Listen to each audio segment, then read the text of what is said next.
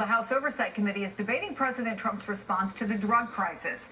On Tuesday, FDA head Scott Gottlieb resigned, and critics of the president's plan say that Gottlieb was actually one of the few administration officials taking on the opioid crisis. Now there's a new study showing opioid overdoses are increasing rapidly in the African American community. That community was less likely to be prescribed opioids, but now fentanyl is becoming part of the heroin supply, those two drugs being mixed.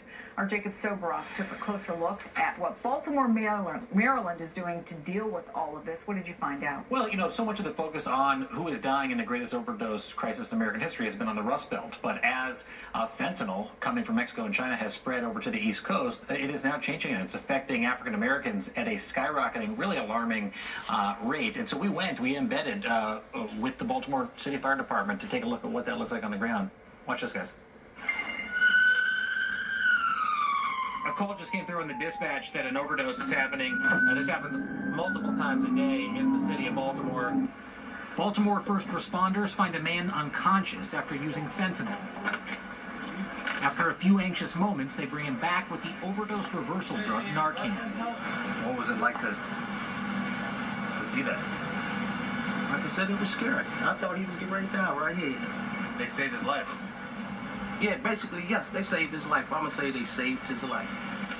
Baltimore's been the heroin capital of America for decades. But not until fentanyl, another type of synthetic opioid 50 times more deadly, showed up here from Mexico and China, did everything intensify.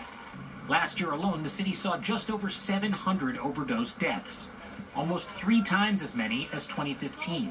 This overdose happened at the same time we just heard of another one. It's in a black Honda. Somebody's passed out, so now we're headed there. This man needs 2 doses of Narcan to revive him.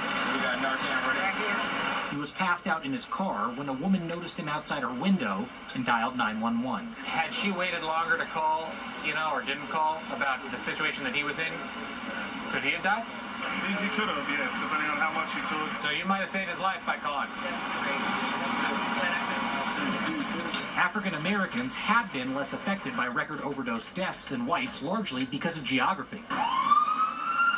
Fentanyl first flooded America's Rust Belt, but that's now changing, as fentanyl made its way into the East Coast heroin supply. Anybody here know anybody that's died from an overdose? It's almost everybody. We sat down with a group of people in Baltimore who have struggled with addiction to ask them why the overdoses have become so much more deadly. Why is it so bad today? Is it the fentanyl? It's the fentanyl. The thing is, I lost people that I grew up with from childhood, like about 8 people in 1 year. 8 people in 1 year? 8 people that I grew up with off of fentanyl overdoses. A part of the city hit particularly hard is the Penn North neighborhood. And that overdose, just like that, what we just That's saw. every day, right? Every day. You missed 3 of them. 3 before that, so that's a day-to-day occurrence here. We met up with local activist William Miller Jr., a former drug dealer who's now working to save people from dying. He works with the health department to get to the hardest hit areas.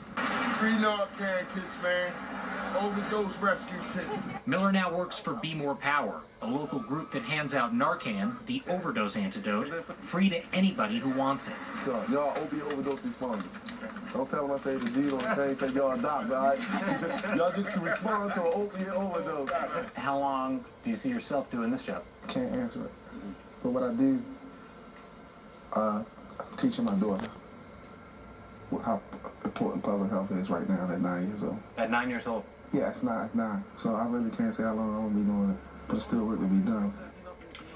He's an amazing guy. When you hear stats like this, New Jersey law enforcement busted a fentanyl operation that had over 40 pounds of drugs, enough to kill the entire state of New Jersey. It makes you think about how important the work that William Miller Jr. is doing to take overdose deaths from heroin out of the realm of criminality, of stigma, and put them into the place of a public health crisis, because that's what this really is. And so often in communities of color, that is not the way that these issues are portrayed. Jacob Soboroff, thank you for that reporting, and that's going to wrap up this hour.